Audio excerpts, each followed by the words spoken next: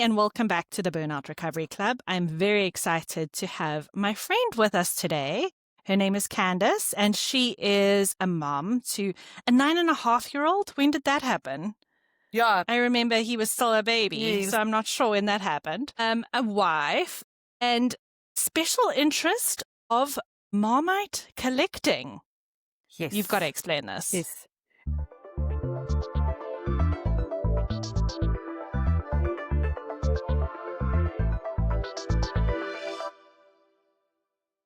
Hi, my name is Michelle, and I am passionate about helping overwhelmed and exhausted moms recover from and manage burnout.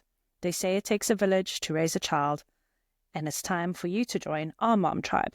Say goodbye to mom guilt and hello to self-care, self-love, and self-acceptance. This is the Burnout Recovery Club. Yes. So I have a thing for Marmite. I don't know if all now the you have to Americans know about explain. Marmite. I was going to say, you're going to have to explain what Marmite is because Americans are not going to understand. Yeah. The Marmite is it's a spread you put on toast, and it's made from brewer's yeast. So in Australia, it's called Vegemite. And there's always a big thing between Marmite and Vegemite. But Marmite's it's a vegetable extract, essentially. And you put it on toast, and it's kind of more like miso. It's an umami flavor in your mouth, soy sauce kind of flavor. Bit of a cult following. And it's, in the UK, you can get Marmite peanut butter, and you can get Marmite with a bottle with your name on it, and you can get gold Marmite and truffle flavored Marmite and chili flavored Marmite. So over time, I've just started collecting all this different types of Marmite and the Marmite paraphernalia. So they make, you can get a mug in the shape of the Marmite bottle, that this kind is of blowing stuff. my So mind. it's just become a bit of a hobby now. Love it or hate it. That's you either love Marmite or you hate it. That is true. That is true. Yeah. And you know what? There's nothing that I know of that is savory to put on toast in America. I might be wrong. Maybe people can tell me, but I don't know anything savory to put on toast. So maybe people should try Marmite. Yeah, there's nothing. Exactly. I'll have to send you some Unless Marmite. you do like eggs or something like that. No, but Marmite is not a thing. I'll have to send you some. And have you compared Vegemite to Marmite? Which one's better? No, Obviously I would never Marmite. cheat on Marmite like that. No, I would never cheat on Marmite. Fair enough. Yes. So tell me what you are. You're an avid reader. What are you reading at the moment? Few things. I'm reading. What have you enjoyed recently? So many. So at the moment, I'm reading a book about Kim Philby. He was one of the spies that was caught after World War II during the Cold War. He was part of the Cambridge Force. So reading about that, and also reading a book about Winston Churchill's travels, written by his granddaughter, which is quite interesting. I love stories about Winston Churchill because he's so off the wall, actually, when you start reading about him. He used to wear women's underwear, pink undies. I think he was neurodivergent. There we go. And then I'm reading ADHD for Dummies, which is actually quite a nice... That's a good one. It's actually a lovely And I'm book. reading How to ADHD. Have you seen that one? No. That one is amazing because it's actually written, I'll share the link in the podcast, but it's actually written for people that are neurodiverse. So it's got larger print, it's got shorter paragraphs, it's got... That's nice. It's actually thought about so carefully. So the lady actually has a really fantastic YouTube channel. And then I found her book at the library. Handy. So I'm busy reading that. I'll have to send it to you because it is super interesting. Yeah. So I've been reading, because I'm doing this ADHD coaching course. So I've been reading for that as well. That's what I wanted to ask you. Tell me a bit more. The Body Keeps the Score. I read that. Are you done with that one? one? Read. Yeah, Such but a hard read. Because the stories are so real, graphic and traumatic, and it took me probably a year to read that book because I would read a bit, have a break, read a bit, have a break, because I just found some of the stories so traumatic that it would stay with me because I'm not the person. That's part of my neurodiversity. I can't watch scary things or something that's like kids dying. the story stays with me. And as much as my husband says it's just a movie, it stays with me. So I've got to try and pick happy things to lighten my day after a long day. But I did find it incredibly interesting, and I did find that link between working memory and trauma very interesting. Yes. Which I'm not sure if you've got to get. Yeah, I found this kind of what trauma can do to you.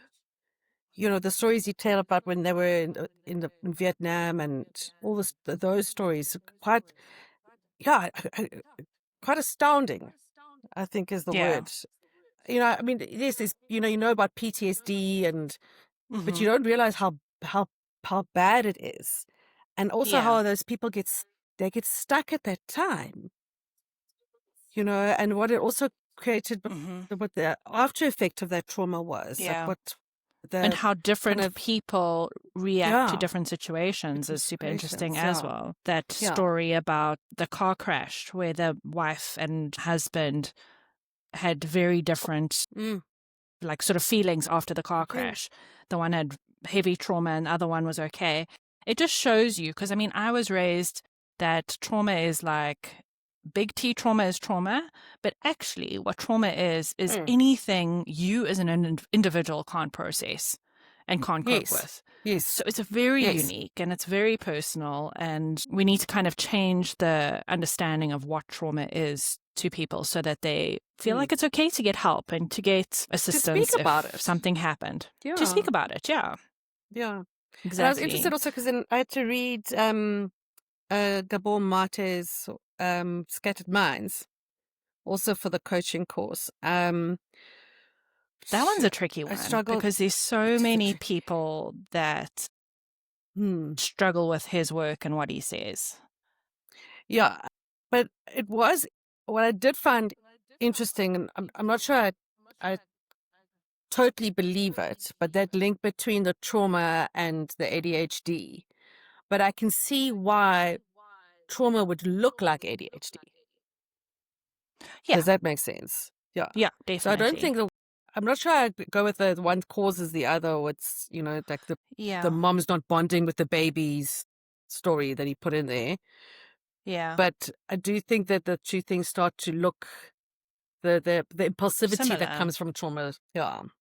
Anyway, so and that's the nice thing. You can take some information from some books and relate to it, but you don't have to take everything, because everyone with neurodiversity is so different. You know, like what my sort of, you know, outline looks like of what I struggle with is very different to my son's. And because it's so different, I only realized that I actually am neurodiverse so much later because I don't have time blindness. I was like, you have to have time blindness.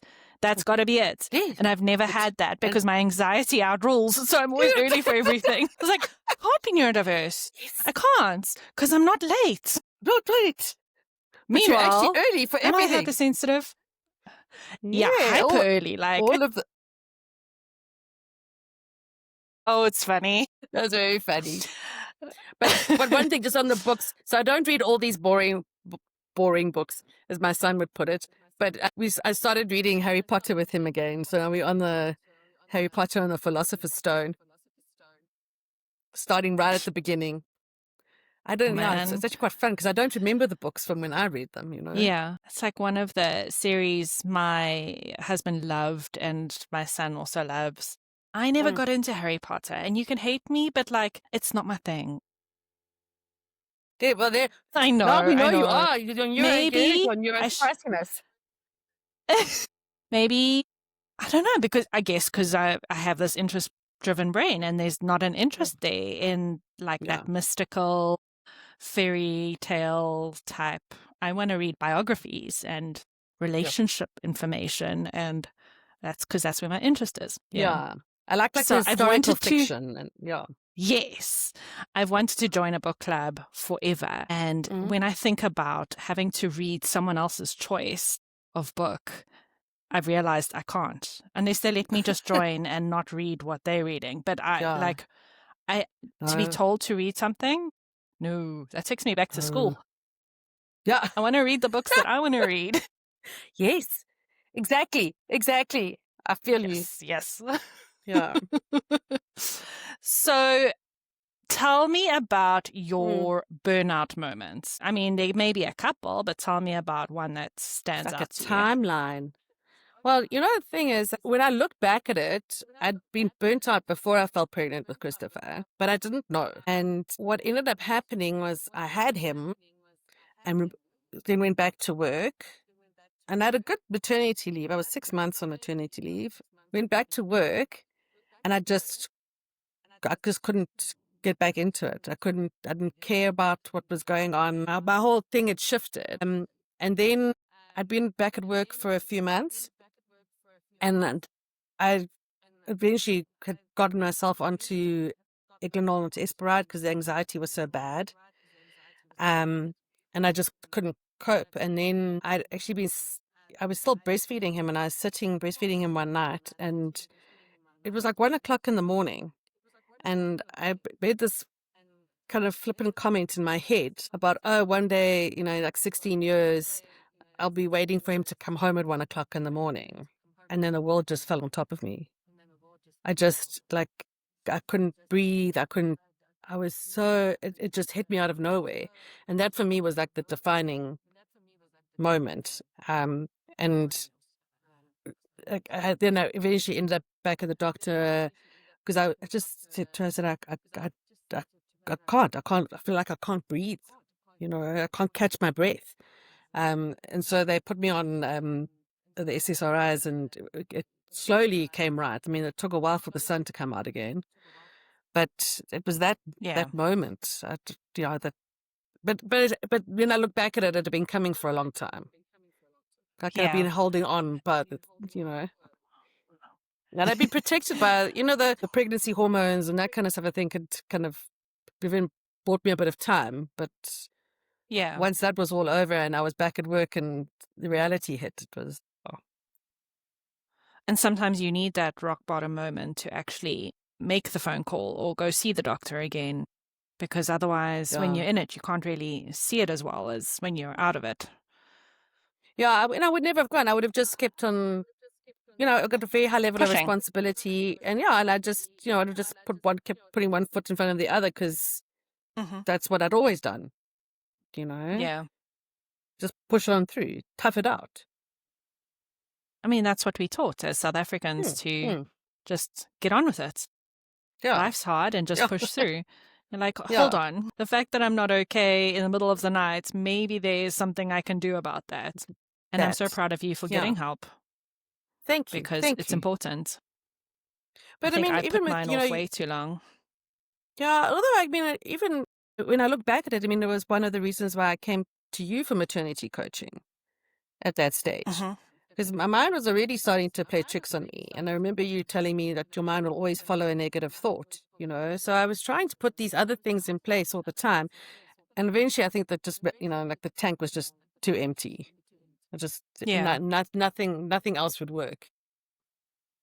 Yeah. Your body has a interesting way of forcing you to take that rest when you need it. Oh, yeah. So, motherhood obviously changed you. How do you think it changed you the most? So I have a funny story.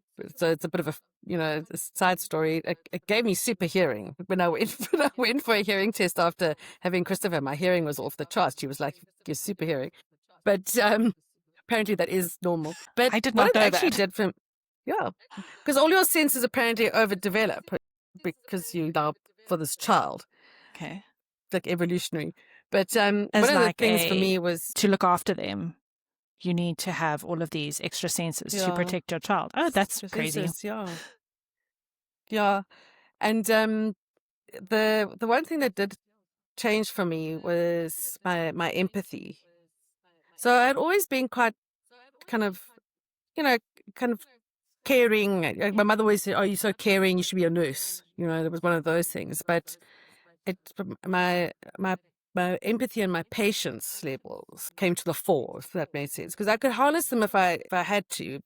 I worked in a bank with traders screaming at me all the time. That stuff was never needed. But when I had Christopher, it became the top, like the top thing, if that makes sense. For me, I mean, other than obviously the actual change of having a child in the house and all of that, the kind of logistics of it, this kind of empathy being kind of switched on properly. And now it doesn't get switched off. I don't pretend like it's not a thing. I've learned, because sometimes it can be quite overwhelming. You drive past, I mean, especially certainly in South Africa, you drive past the robot and there's a poor lady sitting there with her baby. Yeah. But I've learned to not let it overwhelm me, but it's definitely something that is now 100% part of my everyday life, as opposed to what it was. And very patient. Even my mother said to me once, she's like, I can't believe how patient you are. Yes, that came with the child. But also, it is something that it has been there if I needed to, before him, but after him, I needed it all the time. Yeah. Those are my So two it really big. did shift you. Yeah, very much so. And also, I think it was the one big thing for me was it was the first time I'd actually taken a break out of work. So it was the first time I had any kind of big period of, I mean, other than for like a 3-week holiday or whatever. So having 6 months off from this environment that was so toxic and coming back to your core of who you really are and realizing that you've had to like put that right at the bottom of everything just to survive in this toxic environment, which also adds into the burnout and, the whole thing, suddenly realizing how disconnected you were from yourself. Yeah. And did you go back? You didn't go back to the same position, because I find so many women either change their jobs or change their positions after they have a baby because they just can't see themselves doing the same thing. You did change yours, eventually. So after the 6 months, I went back straight into my role. I was even doing a bit of work while I was on maternity leave, but it wasn't, it was just to make sure that things weren't like falling apart. I went back to work and then realized that I couldn't, because I looked after a team that, because we were in banking, we had to do a run of stuff after the markets closed at 5 o'clock. So with a child, you can't now be hanging around until 7 o'clock at night. So that was the first thing, was to split that team out and move them to somebody else who could take that time, kind of work in those times. And then, so actually I was kind of bang on that 18-month story where they say, well, you'll change role after 18 months after having the child. And I was bang on that, because eventually I just, it was like, I'm not your mother. I'm not going to keep chasing you guys. And I don't want to fight with the traders all the time. So, so about 18 months and changed completely, actually, from what I was doing, which was more quantitative finance and this kind of trading environment, to project management and outside of a risk environment. It was like a marvel. I couldn't believe there was another way to work. It was so you don't need to be in fight or flight all the time. That's crazy. You get addicted to it. It's quite strange. Like when I look back at it, you definitely get an addiction to it. Yeah. I also think that's part of living in Johannesburg. Like we tend to, I mean, I'm in California now, which is very similar in certain ways, but very different in others. Like the work thing in Johannesburg is so different to Cape Town or, other parts of South Africa where, you go down for the weekend, or you go down to Cape Town for a couple of days during the week and you see people jogging during the day and you're like, what's going on? Why aren't they working? Where are they? They're going down and surfing. And you're like, what? Why are they not working? Yes. They're just, the lifestyle shift is so different. Yeah, sit at your desk, do your work. Yeah. What's going on here? Yes, exactly. Exactly. And I think certainly before COVID time, I mean, things are quite different now. And I'm always very grateful for the COVID time, because it really did then change my whole working environment. Where I changed role and what I did, COVID time gave me time at home. I mean, Christopher won't remember it, but I mean, there was a time when I went to work, left him with the nanny, and came home at 5:30. Now I'm here all the time. And maybe I'm at a meeting or I've got to go into the office for one day, but Yeah. Have you That changed guys stuff. seen the shift back, or have you in a work environment kind of stuck with Oof. the sort of work from home Work from home. strategy that most businesses So I was lucky actually when I left banking and went into consulting or advisory at the beginning of 2020. And so that would have immediately given me a bit more flexibility as it was in consulting. And then in the consulting environment now, because I'm still in that space, they don't want the consultants in the office now. So I've been the one company I'm consulting for currently, you're not even allowed in the office. They're not too concerned about secrets and things, which is quite funny. What kind of secrets can you possibly have? I mean, we all sign an NDA anyway. I don't want your secrets. Don't want your secrets. I have just come off a 2-year stint at a bank, at Nedbank, and they wanted us in. When I first started, we were online completely, and then they wanted us in on a Friday and a Monday because they found people were taking these long weekends, which was quite funny. So we would have been on a Friday and a Monday, which we came up with all sorts of excuses not to be in on one of them, like my neck is sore or the child is sick, But it actually wasn't too bad because it did give you kind of a lovely blend of, being at home and then kind of seeing people in person. And then I picked up another client now and they don't come into the office on Fridays and Mondays. Which is bizarre. Like you go from one company, they don't come on Fridays and Mondays, So I'm still kind of very playing this kind of hybrid piece, but that is also because I'm not, the company I'm permanently employed by is a consulting firm, so. Yeah. Have you seen much of the research about, I think mostly in Norway, maybe Sweden, about they're really putting the 4-day work week into place? Yeah. And seeing really great results. Have you seen much of the research on that? So we were consulting, but with a company, and they were based in Holland or the Netherlands, and they were on a 4-day week. It really drove us berserk because on a Friday you couldn't. There was no. We're like, we're working. We're not going to view on a 4-day week. But I mean, I think it's actually a fantastic idea because there's actually no reason for us to have this like industrial revolution 5-day, 2-day thing. I haven't read any of the research. You must tell me more. It's very interesting. I'll try to find where I was actually reading on it. But the key component there is keeping the salary at 100%. They found that if they cut the salary and had the 4-day week, that they did not have the results. So keeping the salary at 100% and then actually getting people to manage their time better and still get everything done, but just with less wasting time, made huge, huge, huge differences. So hopefully that keeps on going and that, we see some traction on that. Spreads around a bit. Yeah. Well, I certainly think so. Because, I mean, if you look at like a thing like we had, where we were a 5-day week, but they were 4 days, you're going to have to fit in. Somebody's got to fit in with somebody else. And that, you're kind of more likely to fit in with the 4-day. Yeah. Let's hope. Well, I mean, especially if they're just they're not going to reply to your email. So you might as well fit in with them. Yeah. But again, it brings up that thing about, like you were saying, about the South African working environment where, you'd work on the weekend anyway. So even if it was a 4-day week, so there's always going to have that one person who will work anyway, Yeah. Whereas going back to those Norwegian, Swedish countries, they,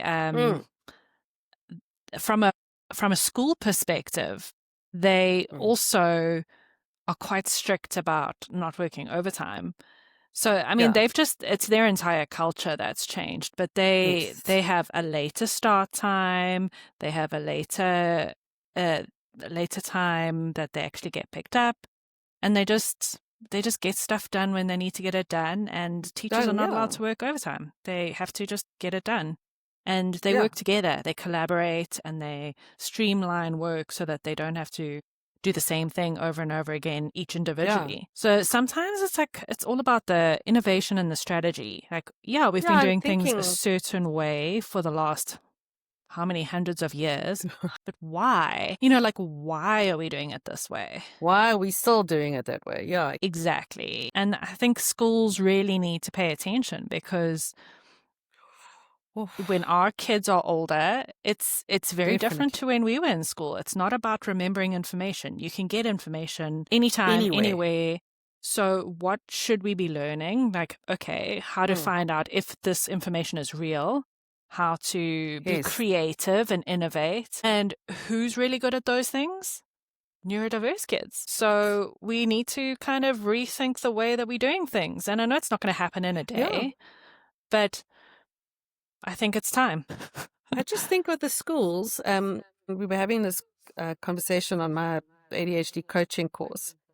If your schools adapted all their stuff, or the way they teach, etc., to be forward for neurodiverse kids, it would benefit everyone. Yeah.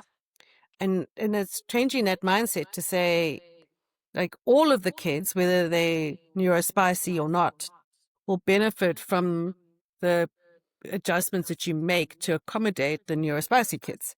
Yeah. So isn't it time to start thinking like that? And starting to, change, and also just to never mind the adaptations, but we had a funny story here. So in the middle of winter, it's freezing. It's the coldest day of the year in Johannesburg. And our school has our children doing athletics trials barefoot at 9 o'clock in the morning. Yeah. It was for the kids to come home and tell you that they ran barefoot. Yes.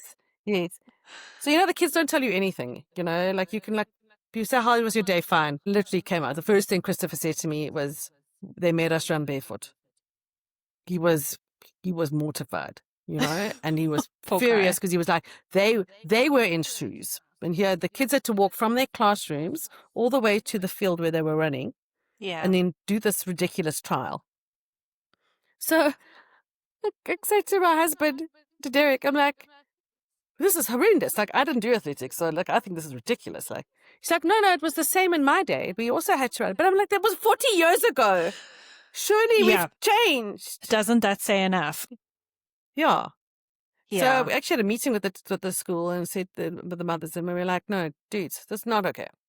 But also because if you don't say something, they're not even going to think about it. I mean, the differences in schooling from, now that we've gone from the South African system to a public school in the US, we live in a great area with great schools. So I can't say it's like this in every state and in every county. And I'm basing it on what it's the same here. Yeah. what I've experienced. But there is so much more emotional and social learning put into the curriculum, and so much more understanding of kids. And that might change with what's to come in politics and that kind of thing. But right now, there's the school that my kids are at. There are kids that have on the ASD spectrum, so autistic kids that go to school with my kids. There are loads of kids that are neurospicy, and the system is not perfect. But my kids go to school every day with kids that are different, and they see it and they normalize it. Yeah. Whereas my sort of understanding of when my kids were in public school in South Africa was that I had to try and explain what neurodiversity was to the administration and to the teachers, because it just wasn't. It was kind of like either fit in or go find another school, because we're not interested. So I think... Yeah, so I'm finding that actually with my friends whose kids are at the private schools in South Africa. Oh, really? Where the kids are like, the teachers, it's getting to a point where, like, no, this child, you can't stay at the school. You must go to, like Bella Vista, which is a kind of a special school for... Actually, Bella Vista is for all sorts of things, but, it's particularly for the neurodiverse. More remedial type learning? Everything now. Okay. They've built it out into it, and now they even got a high school. But exactly what you're saying is that the school system was very much about, you must play sport, and you must do it this way, and you must do academics, and there's no... I mean, Christopher had a teacher, his grade 1 teacher wouldn't let him have one of those supports on his pencil, to write with. And we go through grade 1 and we get told handwriting. I'm like, I've got my handwriting's horrendous. They told me in matric, too bad you're not going to get the marks you deserve because your handwriting's so bad. Grade 2, we get the same thing. They're like, his handwriting. We've got a tutor. The tutor's like, listen, that is his handwriting. That's his grip. He's going to be just, that's how it is. Yeah. We get to grade 3, year 3, I don't know what you call it there now in America. Year 3, yeah, it's the same. Third grade, same thing. I'll still remember standard 1, so I'll answer to anything. Yeah, yeah. Third grade, we hear handwriting is now there. No, the handwriting is, we've got to do something about the handwriting. I'm like, okay, let me try. So I take him to a handwriting coach. Most wonderful lady. She's an artist. She teaches calligraphy. She does special programs with the kids in matric, that because when they get to matric now, they're going to write these school leaving exams and they can't get the volume out because they can't write fast enough, neatly enough. So she says to me, but, didn't he ever have one of these things on his pen? These supports. I said, no, they wouldn't let him. She was horrified. So this poor child had been battling for 3 years because nobody had bothered to give him the support. And it was just the narrow-mindedness of this particular teacher, because as we've moved and we've got another teacher who is a little bit more kind of open to things and doesn't see this as an issue, that, we've been able to now fix the handwriting and now we're on the go. But yeah, the lack of flexibility blows my mind, though. It's just, but again, a teacher this teacher now her husband is on the spectrum, ADHD. She understands. Yeah. She's obviously, she's making all sorts of accommodations for Christopher that other teachers in the same school wouldn't make. Yeah. Sends him for walks and, Yeah. It's just hard because it seems like even here you have to, if you're that mom or that dad that has to educate yourself and advocate for your kids, they're going to kind of be protected. But if you don't have a family member that has capacity to do that, then you kind of just go along with the ride. And I guess that's how we were brought up, like, just get it done. You kind of figure out your own ways your own coping mechanisms and your own tools to get it done. And yes, we were very resilient because we had to be, but no choice. But does it have to be this way? Does it have to be so hard? Exactly. And you know what? I think teachers are amazing. I could never, ever do that job. I think they are very special humans. One thing that is very different here than what we have in South Africa is the discipline. So where my son went to school, it was very, line up, wear your uniform, your hair's a certain way. You, there's a amount of respect that is just like standard. Your teacher's not your friend.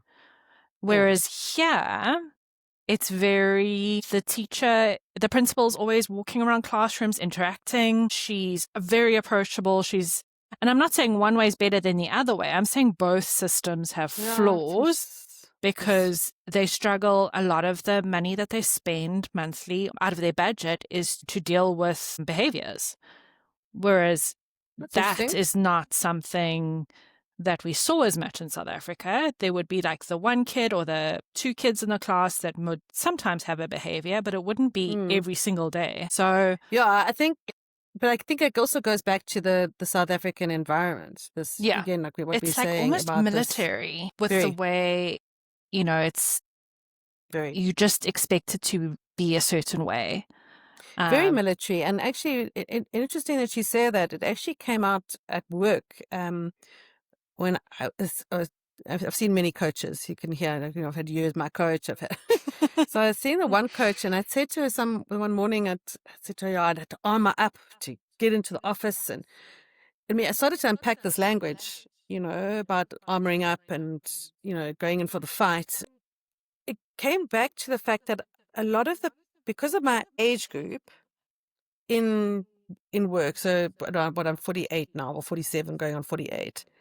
So the people that were like my seniors, the men, because obviously it was mostly men, because I'm banking or whatever, they'd all gone to the army when we had conscription. Oh, really? Yeah. Wow. So you have to kind of put it, and I never thought about it. Like these guys, some of them have gone to the border. They've been, so now you're starting to unpack a very recent war mentality very close to you. And that's what we're also still seeing in our schools, and I think maybe in the American context, yes, there was Vietnam, and that was probably as the most recent, because yes, there've been people deployed, but then it's their job, if that makes sense. Yeah. And it hasn't fallen down. And yes, you've got stories about the veterans and that kind of thing. I mean, I thought, and what you picked up in that, the body keeps the score. Yeah. But I think, because everybody had to go. Yeah. All the guys had to go. It didn't matter where you went for work. That age group was there. Yeah. Making decisions. They were the CEOs. You couldn't get away from it. The principals of the schools, all of this. The guys are making, so it's quite an interesting thing to start to unpack, It's a theory, but I mean, whether it's... Well, but also we just didn't talk about mental health. It was not something that is spoken about. It's not something, it's getting better, but when we were kids, it's not as freely spoken about as it is today. No. And like I speak to Derek, so my husband, Sam, and now we go back into the South African context. The kids used to go to this thing called Felt School. Did you go to Felt School? I didn't, but... No, me either. I was at an all-girls private school. Like, I didn't have to go to the convent, It sounds familiar. It was so long ago. Like, we had school camps. Yes, but Felt School was where they put these boys, they put 3 boys' schools together, put three schools and the boys together.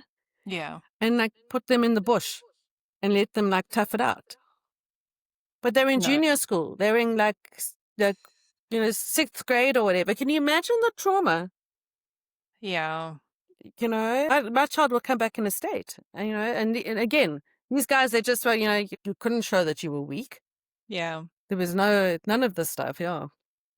Yeah. And I think that's something that I really try focus on as much as possible, is to show my son that it's okay to show his feelings. It's okay to be scared. It's okay to be vulnerable. It's okay to, this notion of boys don't cry it's history. It's old, and now we just get in touch with our emotions and we learn coping mechanisms, and we're there for each other. And yes, I'm going to keep going with that.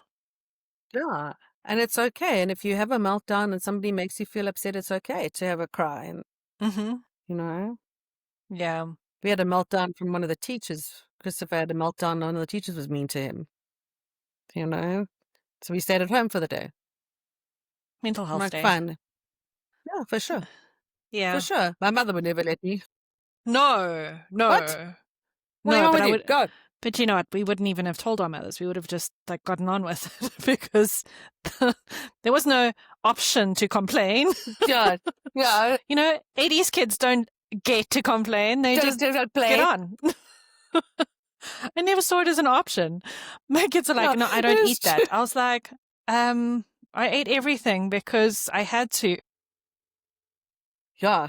Which then was open as a whole nother discussion we can have on disordered eating. There we go. Yeah, that's what we need, a whole nother day for that, because eating everything on your plate, that whole story. But anyway. Yeah. We've already almost running out of time, so we can't do that today. Oh. But I do want to know, if you could live anywhere or travel anywhere, where would you want to go?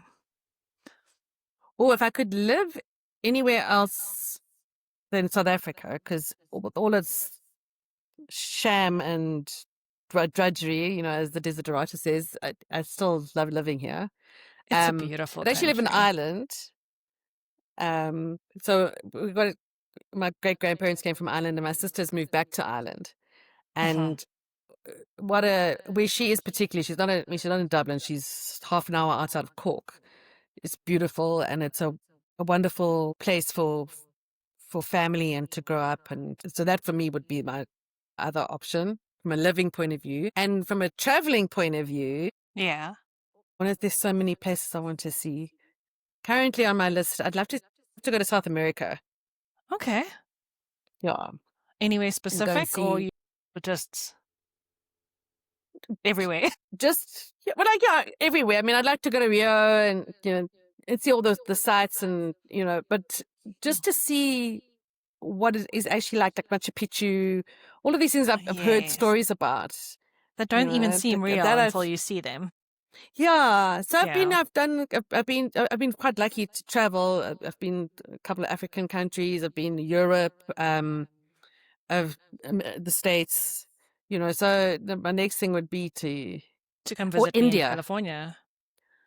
Yeah, to come visit you in California. Yeah. There we go. There we go. I'll bring you some Marmite. Yes, do it. I actually like Bovril. Don't judge me. No, listen, my husband's a Bovril man.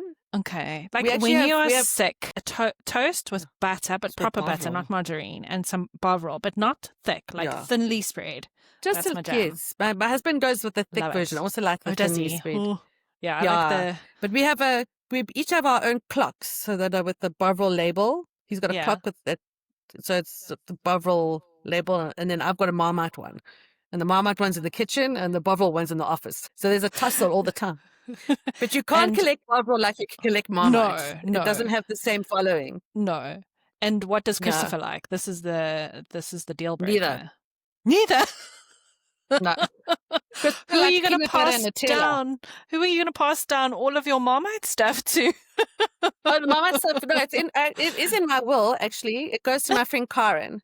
Okay, because we have so we have this. I mean, I know we get short on time, but we've traveled a lot together, the two of us, and we were in London one November, and they had a Marmite pop-up shop, and we've been walking the streets. Yeah, we've been walking the streets of London, and we stopped at this Marmite pop-up shop, and they had all sorts of Marmite paraphernalia, and you could sit down and have tea and Marmite toast.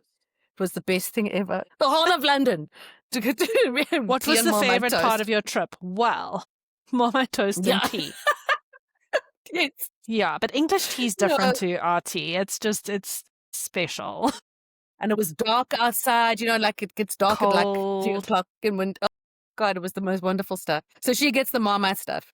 Okay, fair enough. Do you follow the Enneagram? Yes. Yes. Do you know I'm an 8. Which one you are? An active really? controller.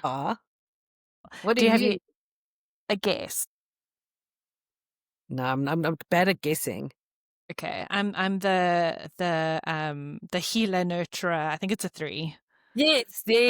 Okay. Yes. That obviously. Have you ever read any books on the Enneagram? So I didn't read the books. So I did with my previous coach, I did the Enneagram stuff. I didn't read the books. We just went through what it is, and it's a couple of years ago now, so it gets a little bit vague. I'm actually going to read up and remind myself. Yeah, I think especially with your coaching now, it'll be a nice thing to incorporate. Have you ever tried to figure out what your husband is? I think we did do actually. Because I find that so interesting with your relationship and how you kind of interact depending on I can't remember if we try to guess what he was. We also did our numbers in numerology as well. I haven't done that. Was that that's quite funny good? as well. Well, all of these things give you a bit of insight. They were quite it was quite interesting to see, because he needs to be. He diagnosed ADHD as well, but he needs to be outside. Whatever is in his numbers, I can't remember. He has to be outside. And okay. Well, he's got a good profession for that. Well, he's a landscaper. So it was quite funny, That's interesting. But I don't remember if we actually. I was actually looked at that. That would be interesting to know. Yeah. Did you do your husband? I did. He refuses point blank to tell me if I'm right or wrong, or to even look at the, because he's so science-based. This is fact. This is just science. He won't even. And I'm like, I'm like, so if you just read this and tell me if it sounds like you, then it will help me understand and be a better wife. And he's like, maybe later. No. It's like, okay, fine. And then I got into like attachments, different attachment theory. There's like 4 different, and started chatting about that on the same day. And he was like, no, this is not my thing. We need to leave talk me about alone. something else. Yeah, leave me alone, woman. It's like, stop But trying he to must have done- self-help me. But didn't you do any of the psychometric stuff at work when he was here? He did. And then we also went for premarital counseling with a psychologist. And she looked at, so she looked at our different strengths and weaknesses comparatively. And then she also looked at like introvert versus extrovert. And that was a huge game changer because I'm an extrovert and he's an introvert. And I think if we hadn't done that, I would have always tried to like get him to talk about his problems because that helps me, whereas he just needs quiet time. So, it's a journey and you figure it out as you go along, but it was very helpful. It's definitely something I suggest if a client of mine or someone is struggling in a relationship. Go look at introvert versus extrovert. Go look at Enneagram. Go look at love languages. Numerology. Yeah, there we go. Don't joke. I mean, the numerology is there is stuff in that. I mean, there's stuff in all of these things. I'm going to have to go look at it now. You've piqued my interest. So it's quite funny, like and particularly that. So then I asked a friend when we picked Christopher's birthday because he was a planned Caesar. We picked his birth date around our 2 birth dates, and every birth date that we could have picked that fitted with us actually indicated to her that we'd actually been together before in a previous life, which, if you believe that, but it was quite, it was a lovely thing to hear. It was, I mean, it's out there, but, that always sort of sticks with me. Like, that's cute. It didn't matter. Whatever birth date we picked, the family numbers came back to the same thing. Whatever, you'd have to ask a proper numerologist. Don't ask me. But it was nice. It was a nice sentiment. Yeah. But you guys are all interesting. You were saying be. on those. Yeah. But when you talk about the introvert extrovert stuff, I mean, I also remember the first time learning about extroversion and introversion that it wasn't. Yes, it's about whether you're kind of outgoing or, kind of more reserved, but it's also about how you restore yourself. Do you, like you said, do you need the quiet time and the quiet energy, or do you need input and feed from something else, whatever that happens to be? I mean, imagine if I didn't know these things and I planned a whole weekend and, I was just burning him out every single weekend. It would just be a disaster. Whereas now I know, okay, we can do something over a weekend. I can do something the whole weekend, but he needs a day. He needs a day to go recover, and he needs quiet, and that's just the way it is. And also, they don't necessarily look like, but we always taught about introverts. They look, they're quite, chatty and able to, quite social. There's no issues around that, so you get quite confused. You're like, come, let's go do all these things, and they're happy for the first thing, and then. Being in a new country and making new friends as adults is tough. So can imagine. I've met lots of people through school, and also because, I'm just always, I've put myself out there, and it was very important to me, and I've really, really tried to build a circle of friends here. But because it's so important to me, I want to do it for him. So I keep on introducing him to men, like putting him on dates. He's like, please stop. He's like, please stop it. I don't want it. It's shame. It's a shame. But happiness. It's just because you care. It's because I care, and I want him to be happy, and I want him to, So he knows it comes from a good place, but at the same time, he's like, just shakes his head at me. Yeah, it's shame. He knows it comes from a good place. Good. At least. Yeah, exactly. Okay. Is there any advice you would give to moms, or anything you would tell your earlier self? I think I'd tell my earlier self not to worry about what people thought. I mean, I know this is a common one that comes up, but I'm talking now from a mom point of view. Like, I felt pregnant with Christopher, and essentially 7 weeks after my sister fell pregnant with her second child. So the two of us were pregnant together. Which is lovely, but and you it compare. was hard because you compare so much, and and I look especially back with at your it now, and first. I'm like, and I look back and I'm like, you know what, her life wasn't my life, and although I looked to her, it was quite funny because I mean she's younger than me, but because she'd already had a child, like I looked to her for advice, and some of that advice was very good advice, but some of the advice didn't work for me, and then I was too scared, you know, of saying, okay, this doesn't work for me, and got myself in a tangle. And then once I was on the SSRIs and the anxiety had dropped, then I was able to say, thanks for that, but it's not going to work for me, you know. But it took a while to get to that. And I think that would be my biggest thing to moms is, you know, the anxiety, you don't realize how it rules your life. It takes over, and it makes you make decisions that are not the best for you because you keep trying to second guess everybody else, or, you know, not want to offend people, or whatever your anxiety happens to be. For me, that's it. You've got to look at what works in your space. For your family. You know? And not compare. Yes. You can't, because everybody's kind of setup is different. I remember asking my sister about, you know, bed and bath time when Christopher was little. She's like, oh, she gets them fed at like 5:30, and then bath time, and then bedtime, and then, which was great when I was on maternity leave.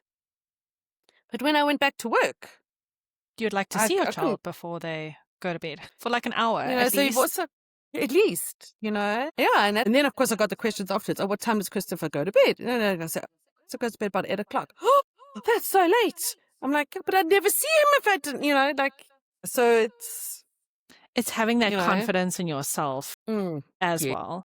And I think that's one of the things that I've really loved about getting older is that confidence in, you know what's right for you. It doesn't matter what anyone else is doing. You actually don't care. That I don't care vibe. What do you of your 40s is amazing. Yes, that is true. That is part of it. And it's not, I mean, you know, you say that it's just that you care more about yourself your and family. And it's not even from a selfish point of view. It's from, no, it's not. I'm not gonna put myself through that. It's from like a self-love aspect, not like a selfish aspect. And I think maybe that is the advice, is that it's, you know, it's about self-love. You know, it's not about selfishness or self-centeredness or any of that. But if you can't do that for yourself, then everybody around you is going to suffer. Yeah, it's true. You know, fill up your own bowl first. Your bowl, your teacup. Yeah, your marmite jar. Your marmite jar. Bovril. You're gonna have to send me some. I will. Yeah. We'll curry it. Yeah. We'll come back and see you sometime soon. Yay. Okay, well, thank you. I really, really appreciate your time. Well, I hope it was helpful to anybody listening. Pleasure. It was lovely to chat. Always. You just finished an episode of the Burnout Recovery Club, and I am so glad that you are here and part of this very special mom tribe. And remember to like and share this episode so that we can reach more moms just like you. Just a reminder that this podcast is intended for educational and entertainment purposes only. Please contact a medical professional for treatment and diagnosis, or any help, questions, or frustrations that you are having. And remember, you are so much more than just a mom.